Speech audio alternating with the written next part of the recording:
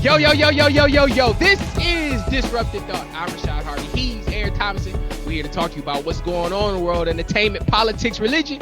We're here to talk about it all. I might as well just go ahead and add WNBA in there because you obviously need some education.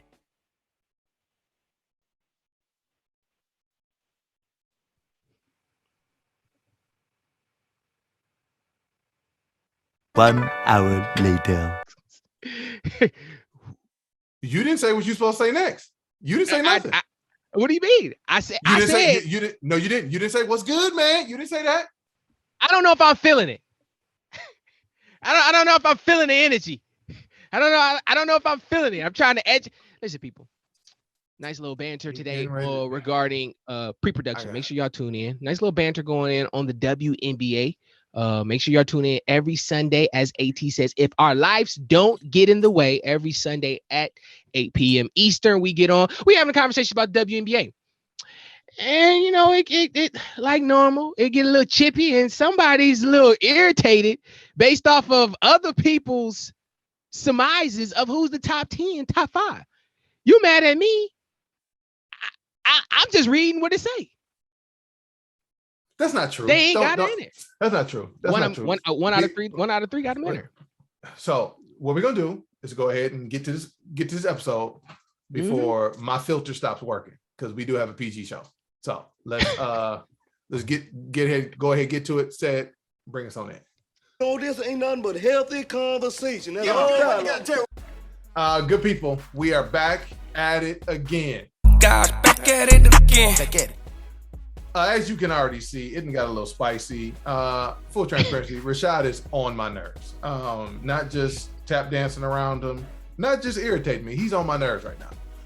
And so I need to pull myself together so we can actually do this. But as we talk about, clearly, get your Ben Simmons on, like Danny Green said. I just ask that you come in here and be a professional. You can't ask me to do something that you never do. I'm always professional. In what world? Where do you live? Oh, that's Texas. right. No. You ain't a professional even in Texas. You only in the world of Rashad Harvey's world. Wherever that lands. I like that. Yeah, Harvey's world. Only a couple people have to be subject to it. Your wife and your baby. You ain't subjected to Harvey's world? You not subjected to Harvey's world no more? That's what you trying to tell me? I'm not subjected to that. I'm not subjected to that. No, sorry. The field is or. I come in and my weight shakes rooms. You feeling me, and we through virtual. Yeah, that is the vitriol that is in your spirit that it creates over even airwaves. That's actually not something to be proud of. I wouldn't have to stand on that platform and be super excited about that. But again, it's just a section for comments. I'm trying to pull myself together. And when we talk about comments, hey, we'd love for you to be a part of the show. Comment, let us know, rate the pod, turn on the notifications. Hey, follow us at Aaron Vick at 810 on Instagram, at Rashad Harvey on Instagram, at Disrupted Thought. Be part of the show. But you know how it goes. If we get no comments, it's all about Capri. So it's Capri's Corner. Doesn't really have much to say this week other than laughing at Rashad. Another great pod, guys. My comment on the Tina Turner segment, Shad asking, do she like her kids, was hilarious. My question is, who did the negotiation for this deal? There's no way her catalog is only worth $50 million. Yeah. I just think it's one of those things where I need to see more. I need to see the details of said deal, because for her likeness, that was one of the other things that it said in the article, was not only for her publishing but also her likeness. It's like, whoa. Tina Turner's story will forever be a moving one. It's on Broadway right now. Yeah, so what? 50 million. I need to know more, but honestly, I need to let this go before it reaches my heart. Yeah, so there we go. That's what we got. All the comments this week. Do us a favor, be part of the show. Be part of pre-production. If our lives don't get in the way, that is Sunday, 8 p.m. Eastern. The next time we check y'all out there. Man, I want to say it was like Monday or something. Don't hold me to the date, but it was early in the week, and I just ESPN just started dropping, notification after notification after notification on my phone, and I'm looking on my Apple Watch, so I can only see like the first couple words before I'm like, focused on something else. And so I keep seeing Jon Gruden's name. Jon Gruden. I'm like, all right, man, what's going on? And then I click. Last time, or at the time, maybe a couple days later, I finally say, man, let me see what's going on with Jon Gruden, because I hadn't tapped in yet. And he's being let go from the Raiders due to some emails that got leaked where he was using some very questionable references. Questionable. Not only to don't do that. Questionable. Highly. Well, what would you call it? Okay, highly inappropriate. Highly inappropriate. Yeah. Misogyny. He offended every social construct and group other than white men. He did do that. So that's not questionable. Don't do that. I mean, okay, so let's talk about it. When I say the word questionable, I said it because a lot of people use inappropriate terminology. We had this conversation way back when Donald Trump got caught on the hot mic talking about, certain interactions with women. And we said that is locker room talk.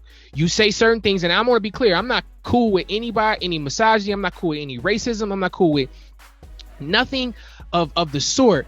But I understand that people in their segments, they say things that other people could deem inappropriate. Me and you, we just watched Dave Chappell. Well, I just finished watching Dave Chappell's stand-up where he's talking and people had issue with what he said. And you came on the pod last week and said, hey, depending upon who you are, this is this is disrespectful. No. What I said was, it's problematic. There's a difference. The difference between being disrespectful and problematic, because based on where it's coming from, again, especially when it comes to comedy is an art form that, depending on your style of comedy, you're going to be offensive. You're going to push the envelope to bring out the joke within a normal circumstance. That's not always true. Kevin Hart does tons of jokes that don't offend people. What did I say? This is why I know you don't listen. I thought you said. I was trying to listen. I thought you said. I thought you said they say jokes. This is how I know you don't listen. I said, depending on your style of comedy. Okay, I get that. You did say that. Okay, I get that. Thank you. I was there when I said it. So Jon Gruden wasn't trying to make people laugh. He wasn't trying to entertain. He was disrespectful. Misogynistic, homophobic, racist, any social class to offend, he offended. All in emails. Now, again, they were looking for somebody else and ultimately found this as low-hanging fruit. So you think I guess when I say that it was questionable, you felt like that was wrong because why? Explain why you felt me saying questionable instead of it was wrong. Why for you was that nah? That's not what he said wasn't questionable. It was wrong because he called Michael Sam's a queen. That's not questionable. Right. That's wrong. So I got a question. The NFL got them high. The NFL got them drafting queens. That's disrespectful in the tone of what you're saying. That's not questionable. That's wrong. What are we talking about? So I don't disagree with that. So I can give you that. I guess my question is this not, once again, going back to Donald Trump, we had this conversation. People talk a certain kind of way in a space that they believe to be a safe space. No matter whether we think, because here's my thing. I would like to believe he wouldn't say that to Michael Sam's face. I would like to believe that he would. But he said this on corporate email, though.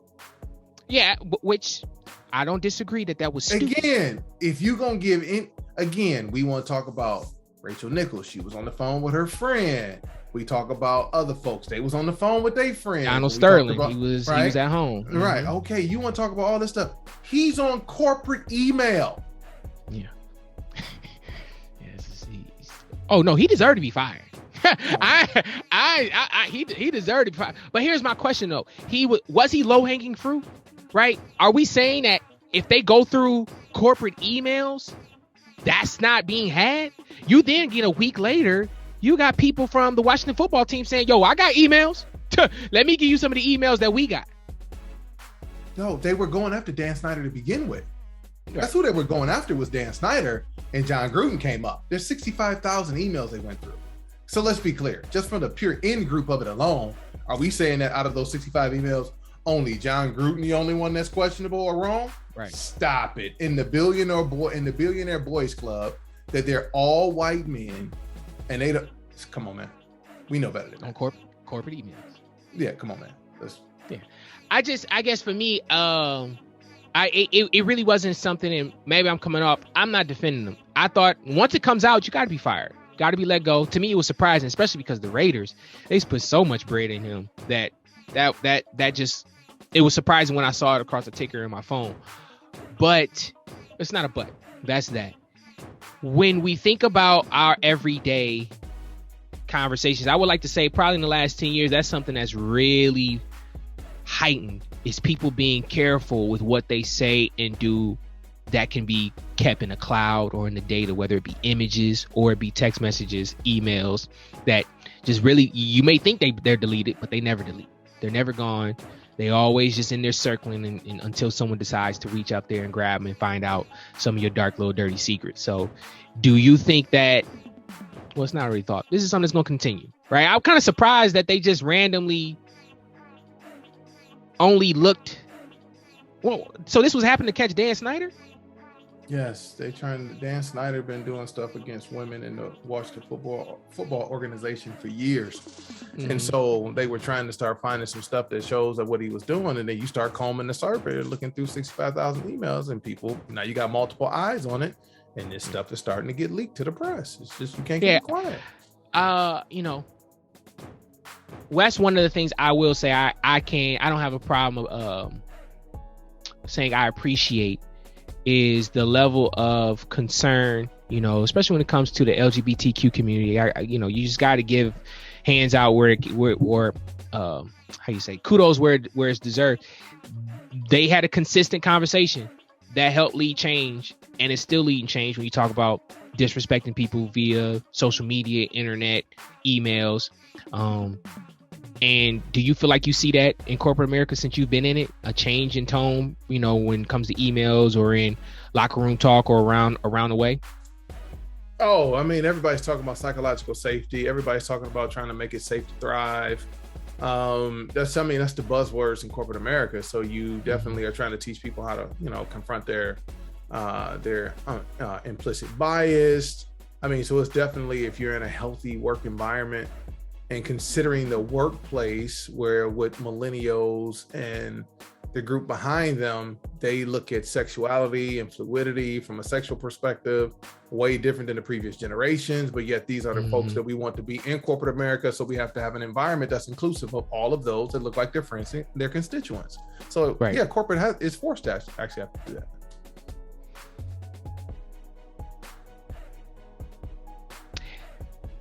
Aaron put on here Ben Simmons for this week. Reports came that Ben Simmons, out of nowhere, just showed up to Philly.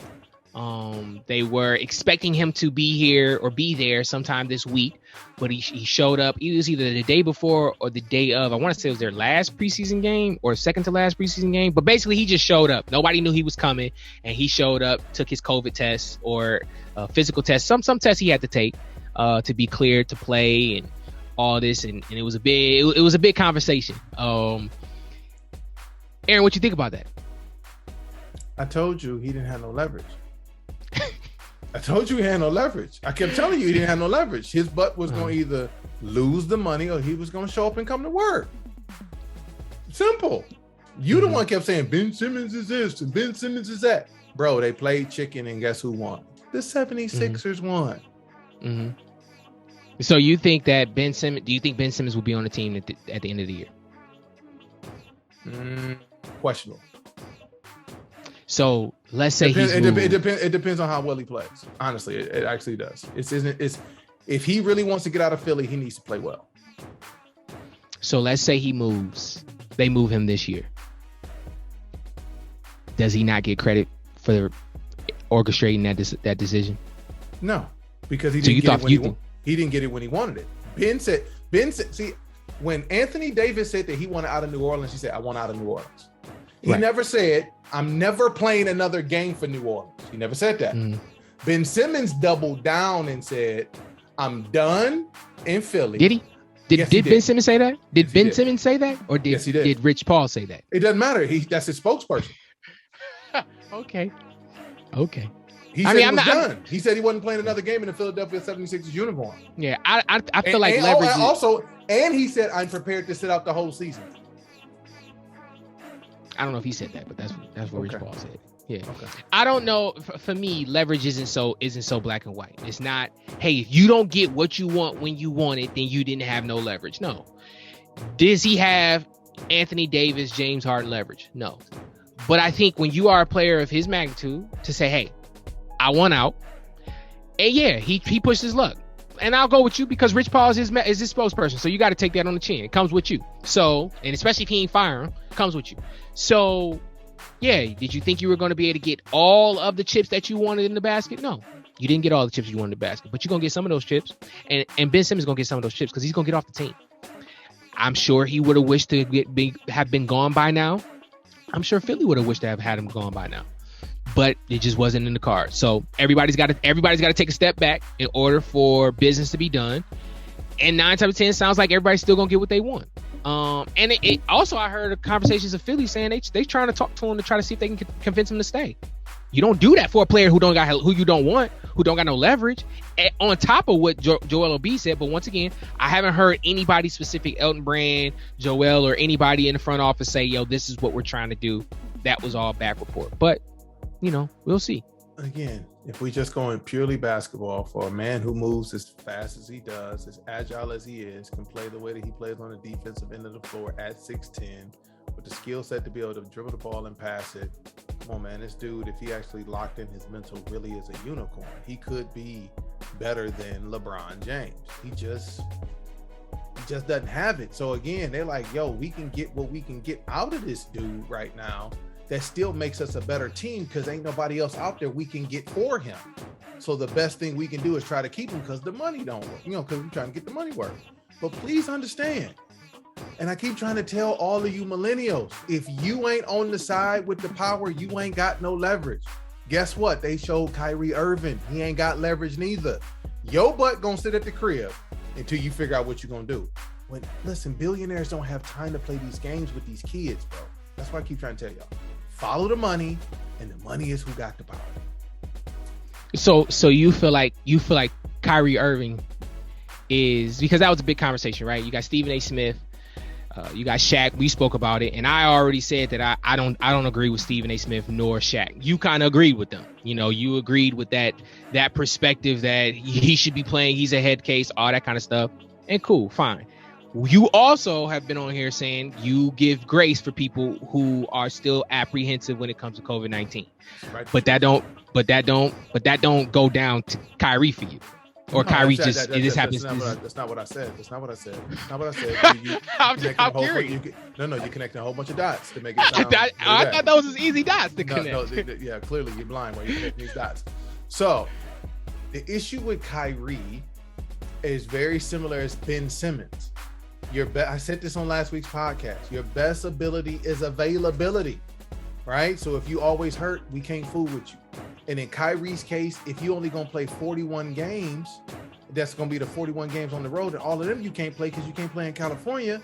I can't have you disrupting the chemistry of my team when I'm trying to win a chip. I don't care how good you are. No one man is bigger than a team. Back to one of the great Nick Cannon movies, Drumline, one band, one sound. Kyrie got a different sound he doing right now. And guess what? All his teammates came out and supported him. They said, hey, we appreciate what Kai is doing. We respect what he's doing. But we got a job to do. This ain't personal. This business. And y'all like to make it personal. This ain't personal. This business. No. Y'all make it personal when y'all get to assassinate people's character and get to talking about people. I didn't assassinate his character. I've always said with Kyrie, because Kyrie is a head case before the COVID-19. He's a head case. He's an absolute head case. If anybody says that he's not a head case, y'all not being objective to the facts. Kyrie, if he was a Grant Hill, right, model citizen, if he was a Vince Carter, model citizen, right, people who ain't never been in no trouble, you can go LeBron. LeBron ain't been in no trouble, right? And he says, I'm not taking the vaccination, people will hear it different. and y'all don't want to see that he might actually have a really good point this time. And again, I support everybody's right to choose, but because of his reputation, it's almost like with Dennis Rodman. Dennis used to get fouls and technicals because he had a reputation for doing some crazy stuff. When your reputation is what it is, people don't look at you through the same lens anymore because you've smudged it and it's not as clear. And that's one of the things what I do appreciate about Dennis that you said, because it showed in The Last Dance, as well as Kyrie. They don't care. They like, listen, I don't care. I don't care what you think of me. I don't care what you think I should be doing, how I should be doing, whether you think I got leverage or not. I'm going to make a decision that I want to make, that I feel is best for me.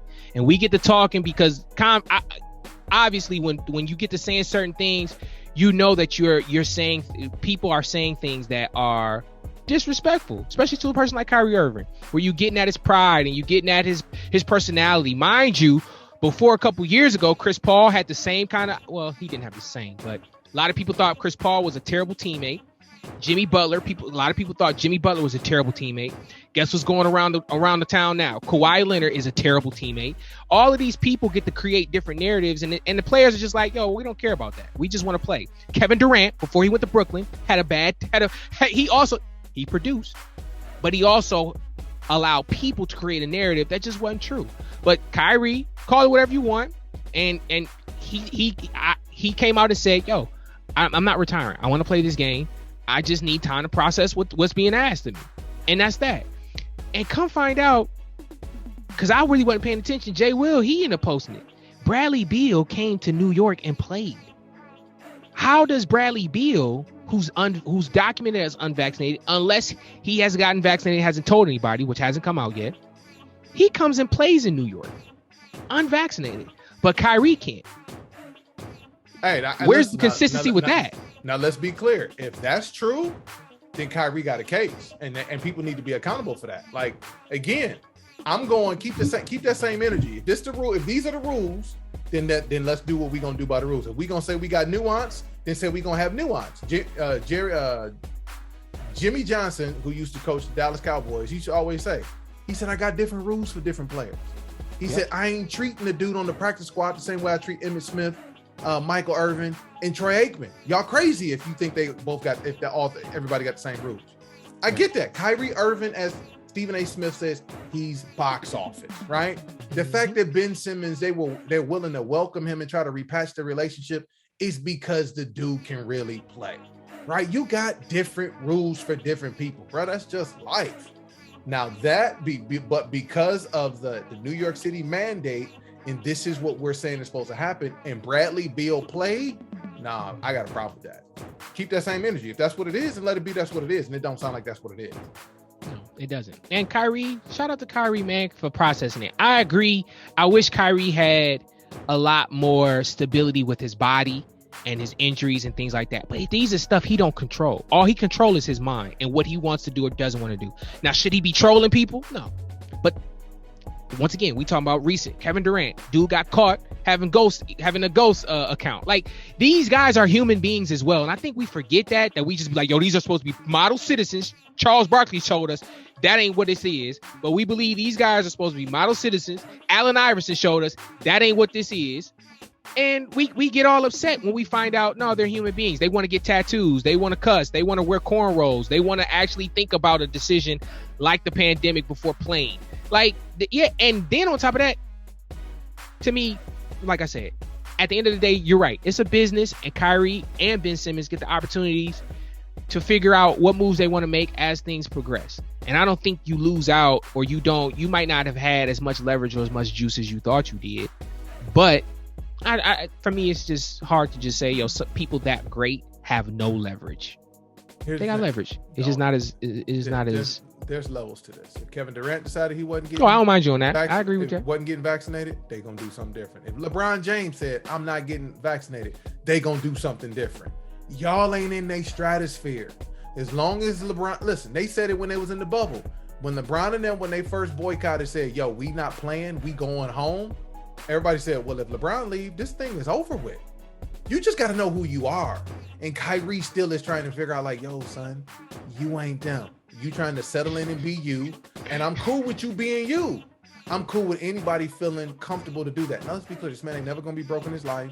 This man is very charitable and gives away tons of money. So I believe that, yes, from a spiritual perspective, God is always going to look out and take care of him. So I ain't tripping off of that. But please understand, you ain't who you really think you are if you thought they was going to give you to only play half the game and only practice half the time. No, he never said that, though. You think Kyrie was thinking he was going to be able to do that? He's saying, I'm processing this. I'm trying to figure it out. I don't want to do this. Let's have these conversations. I highly doubt Kyrie's that arrogant to say, yo, they going to keep me and pay me my check, and I'm not going to play half the season due to the fact that I don't want to take this vaccine. Heck, This week, DC, I don't know if maybe they're trying to do a new, how Apple every now and then they'll do an event, whether it's the OS or the new drop of the phone, they'll try to, monopolize the media for that week. Actually, I think they did too. I want to say Apple just had an event, didn't they? Yeah, and they actually going to have another event this week too. By the time everybody hears this, Apple will have had another event. You know what that event is on? I have no clue on what they're getting ready to reveal. Gotcha. So, but anywho, DC, they dropped the Black Adam, as well as the Flash. Oh, and both of them. And I forgot, and I didn't put on there. They dropped the new Batman trailer too.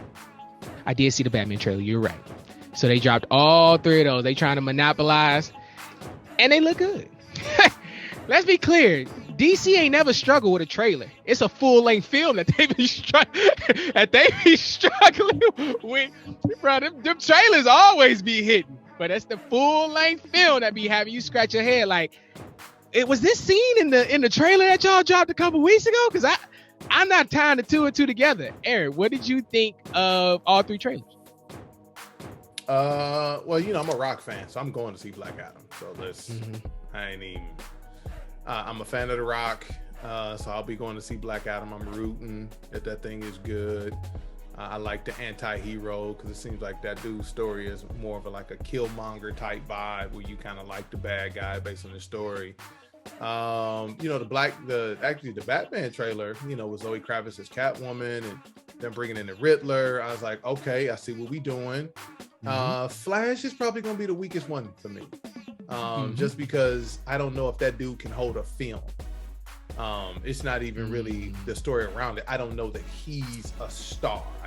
He comes across to me more of an ancillary character, and a good supporting actor, but I don't see him as the main dude. But they did, so let's see. That's what's dope too about Marvel is some of those Marvel movies that you don't think that they could hold a movie on their own.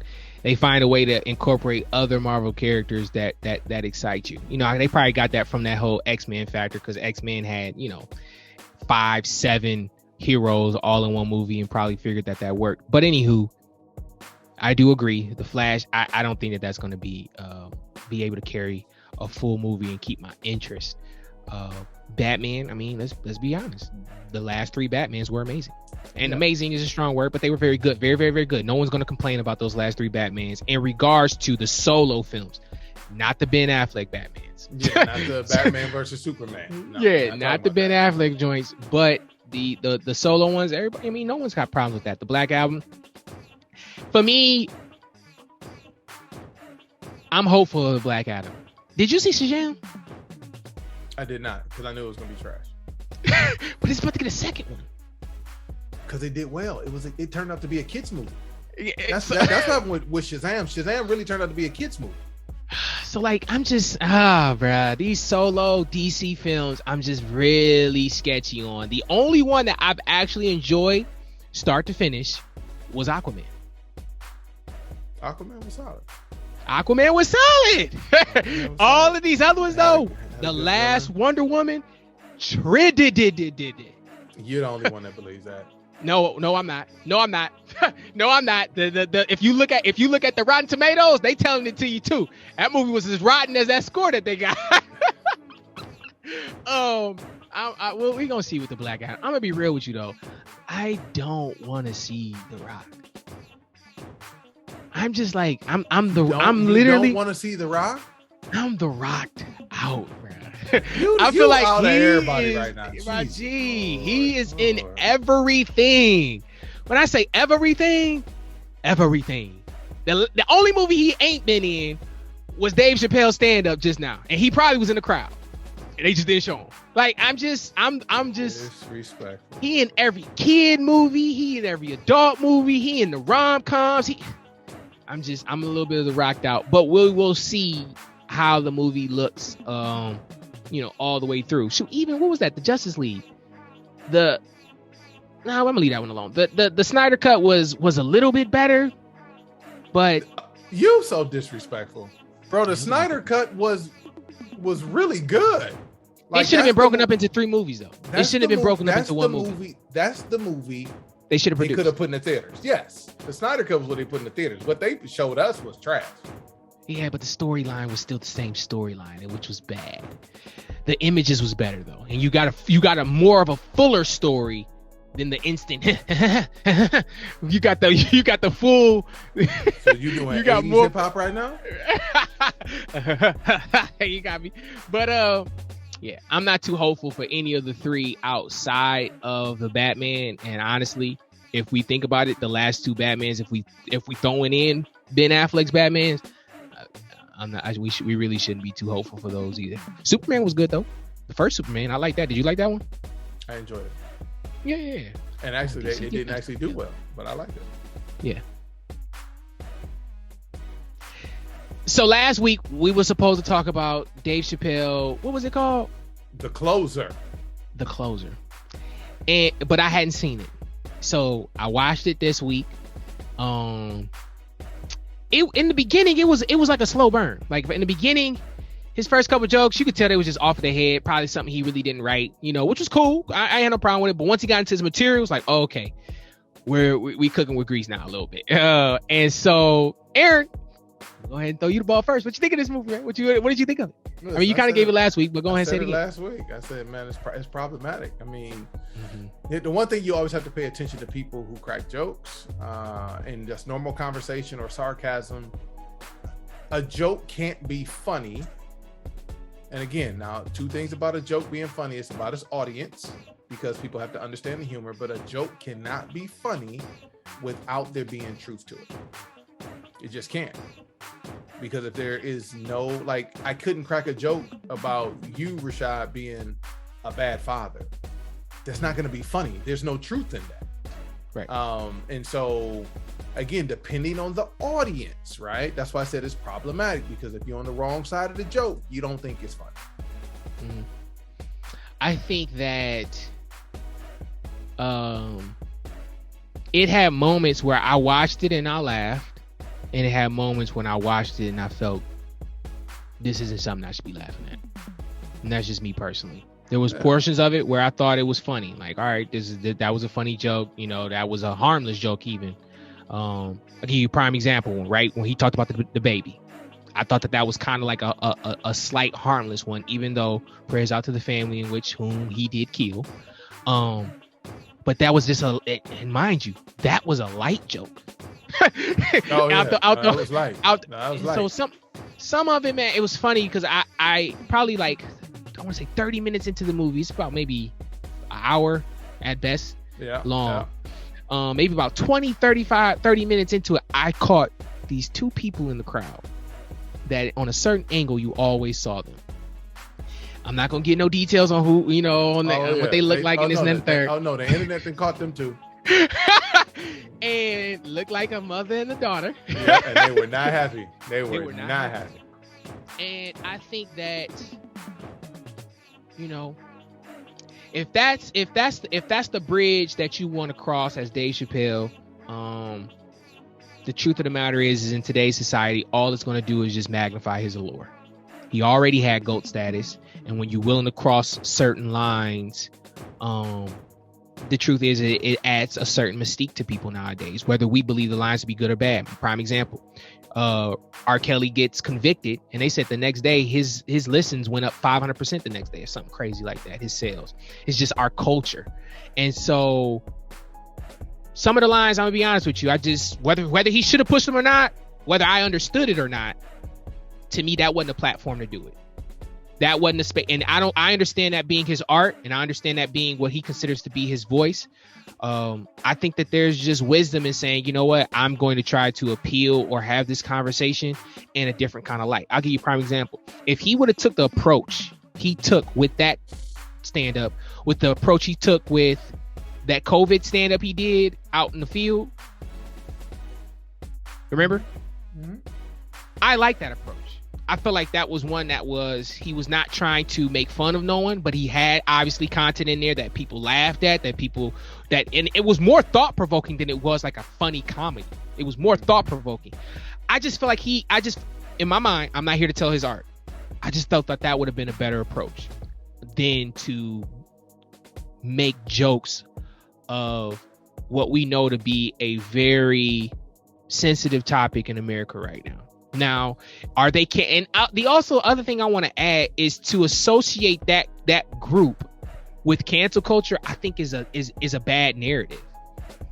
Do the LGBTQ people group, do they get on top of you when you say something or do something that they are offended by? 100%, but that's not cancel culture.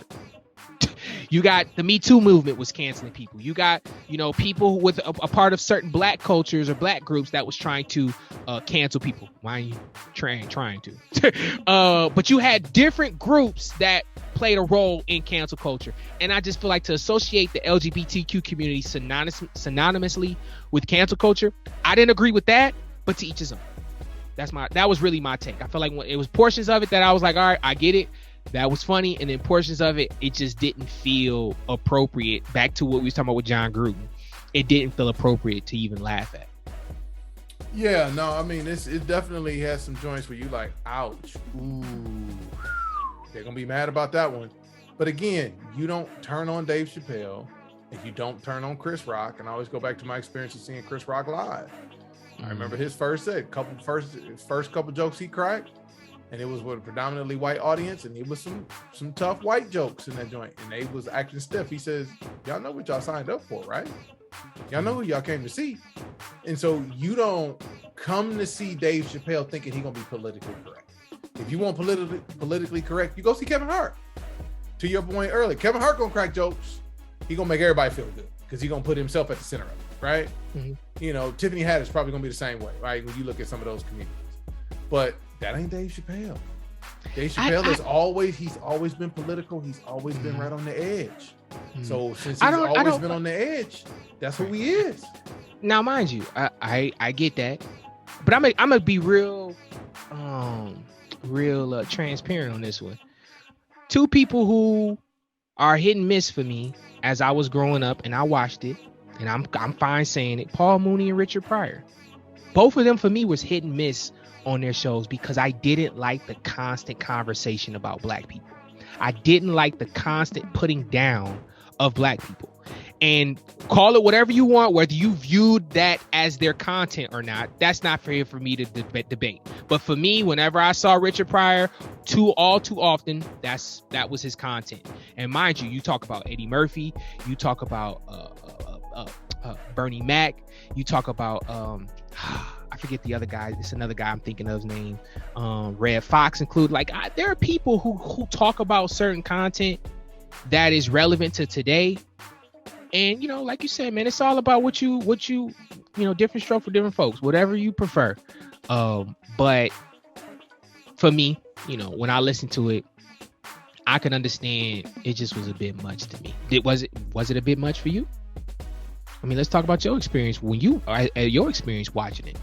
Was it a bit much? I don't know that I'm sensitive to why people would be upset, because that's really the only reason I checked it out. It's like, I get to it when I get to it. Then it was like, well, maybe I need to get to it before they get it pulled down. Let me see what all the hoopla is about. I always look at things in context. Within the context of when he talked about the definition of being a feminist, if you really want to know what he says, then go look, go watch the show. Go watch it, right. I thought he did a good job of intellectually going to the definitions of certain things to be able to say what he said. I do think that the issue is our beliefs in a lot of respects, don't create inclusivity. And so we believe that we can't believe different and still embrace each other. And I thought that him telling that story about his friend that passed away that was transgender, I thought that was actually a great story to tell about the inclusivity and how he talked about they were having a human experience. Mm-hmm. But we a lot of times don't see that. It's we put ourselves in either you Democrat or you're Republican, either you're gay or you're straight, and we put these labels on people and don't navigate through human experiences of nuance. Therefore, it's easier to be offended because you're not saying everything that aligns with me, and that's just not how we work it. That's just not how the world works. Mm-hmm. Yeah, I think too though. But if we're honest though, Dave Chappelle isn't being honest with his own content, right?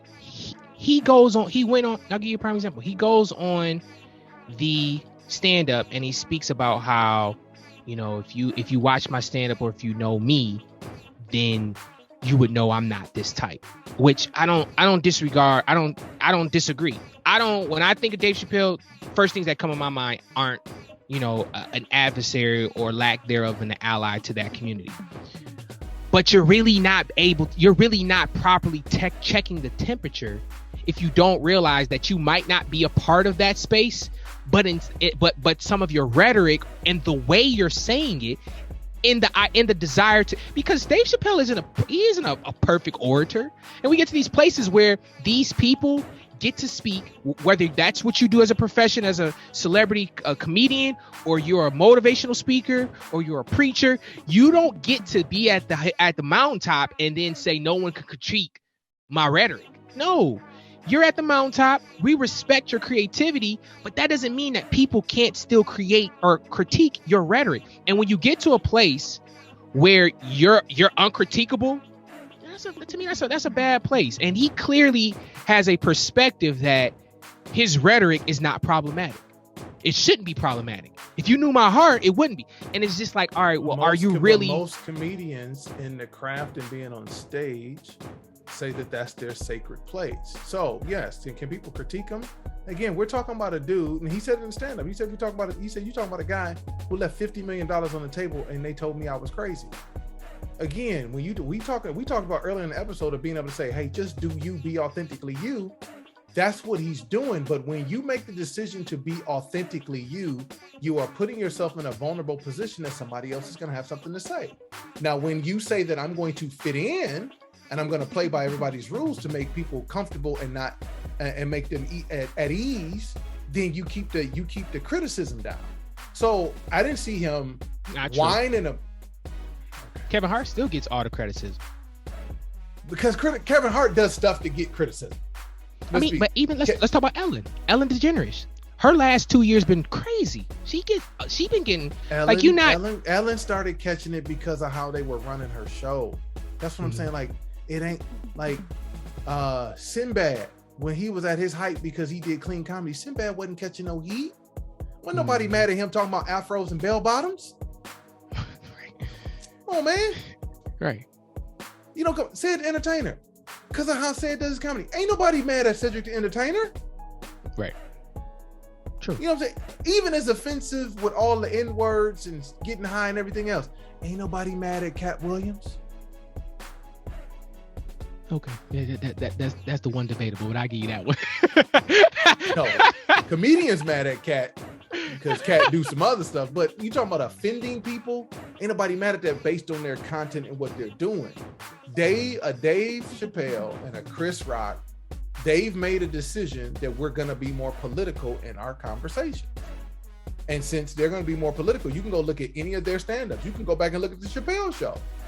Everything is going to be very political, therefore it's edgy and it's going to make people uncomfortable, therefore you leave yourself up for criticism.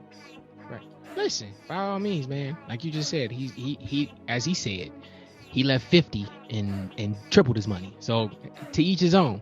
And obviously he knows what he's doing in regards to his art and the demand that it creates. So, I mean, it vividly in my mind, and it's funny you bring up that joke about his friend or about his friend. I thought it was getting to a good place until he said what took place. And for those, spoiler, he tells a story, and in that story, his friend, passes away. And the reason behind why he passed, or why they passed away, I feel like I would be curious, man, and it's almost like being a fly on the wall. I would love to see the conversation if he was having honest conversation with said person about his content. Obviously, that person was a fan and expressed that. But yeah, once again, man, I could understand why some people would, be like, man, I wish you wouldn't push that button. I mean, listen, I told you it was problematic. His friend had no issue with his comedy and his content. So he says. That's so he says. I just want to be clear. That's so he says. Because he also said how he was at a stand up and Dave said something and he was and they got quiet. So like Dave says that, and that's another thing. We can't give just because Dave said it don't mean that's how it happened, and that was the experience. That wasn't even the point, bro. The point is that you can crack a joke that's offensive to a whole community, and people in the community get it and actually don't think it's that big of a deal. It's nuance, but it's also problematic if you're trying to go with keeping the masses happy and feeling comfortable. I said it last week. Shout out to Candace Parker. I want to say probably about once or twice we have spoken on Candace in different ways, but Candace Parker is a part of the Chicago Sky, who just won this year's WNBA championship. Candace Parker is a GOAT. She's one of the greatest basketball players, let alone greatest women's basketball players ever. You talk about a player who has won multiple MVPs, won multiple championships, won player of the year, or excuse me, not player of the year, but a defensive player of the year. She's also got, I think in her first year, she got an MVP and a rookie of the year in the same year. I mean, Candace Parker, her accolades are not short of anything. I want to say the only thing it may be short of is what, an Olympic gold medal. Does she have one at all? Yeah, she got 2. Okay, she's got 2. Okay, they just played her twice on top of that. So, anywho, Candace Parker, did you watch WNBA at all this year? Or were you able to catch the playoffs at all? I watched, what was that, game 2 or 3? No, it's game 3. I watched the rest of regulation in the overtime. Phoenix and Chicago. That was really good. Yep. You know how Taurasi and Brittany Griner went in and pulled that thing out. But I was like, oh, they're going back to Chicago. It's about to be a problem. Sky Diggins is on the Mercury as well, right? Yeah, she had a couple nice buckets down the stretch. She had a couple nice buckets. When Sky Diggins got on that team, you talk about Diana Taurasi, Sky Diggins, and Brittany Griner. I'm like, oh, this team is unstoppable. Like, who's going to beat them? But obviously, they have been beaten a couple times because I think this is Sky Diggins' either second or third year, I want to say, with the Mercury. Don't hold me to that, but she's played a couple years with them.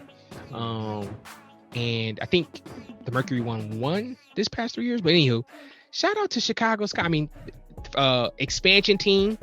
What, over the past, I think less than a decade ago, they was an expansion team. Is McCarthy still on that team? I don't know. Angel McCarthy? Anywho, shout out to the Chicago Sky for their WNBA championship. Shout out to all of the ladies on that team, and it's a big shout out, man, to Candace Parker. She is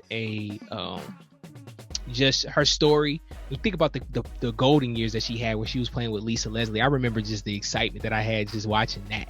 I mean, they were a nice tandem, and then, you know, Candace on her own, she's really figured out how to be that ultimate teammate to be able to still win as she is later on in her years.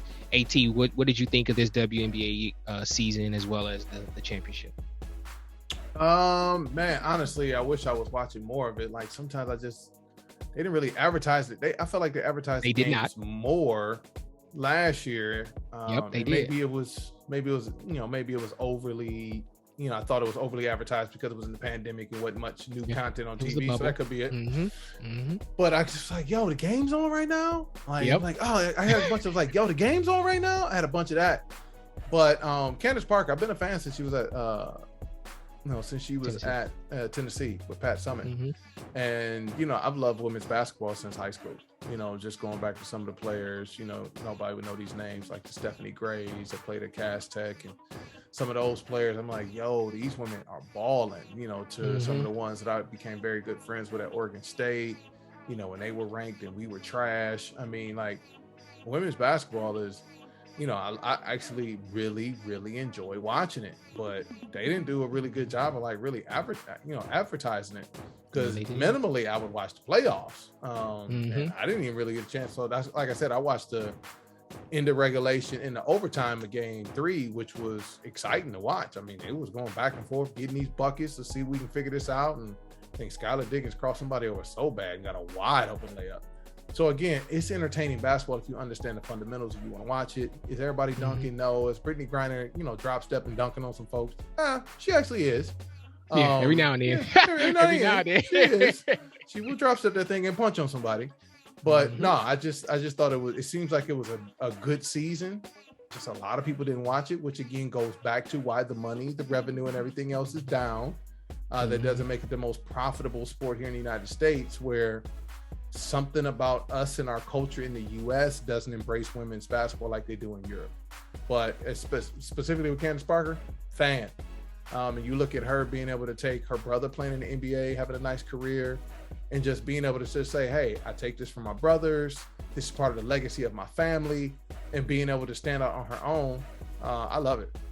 And I think the other thing I love about Candace Parker, which goes into the lines of the Lisa Leslie's, the Cheryl Swoops, from back in the day, is being able to still be feminine and play basketball. Where I think part of the issue with like women players is why they gotta be so hard, and why they look so tough, and then, but those players I just named have always embraced their femininity, as well as being like dog athletes. And so Candace Parker, like, yo, I'm gonna give you this nice outfit, but when I put that hair in the ponytail, you're behind in trouble. And get these buckets, bro. So. Listen, people, this is Disrupted Thought. I'm Rashad Harvey. He's Aaron Thompson. We talk about it all. Good people, we appreciate you as always. Another hot fire episode is in the can. Disrupted Thought is what you've heard, is what you've experienced. Do us a favor, follow us on Instagram at AaronVic810, at Rashad Harvey, and at Disrupted Thought. If our lives do not get in the way, we will be on pre-productions, 8 p.m. Eastern Time, 7 Central. Tell a neighbor or a friend, pass it along, subscribe to it, turn the notifications on. But again, as we getting out of here, remember this, we out of here.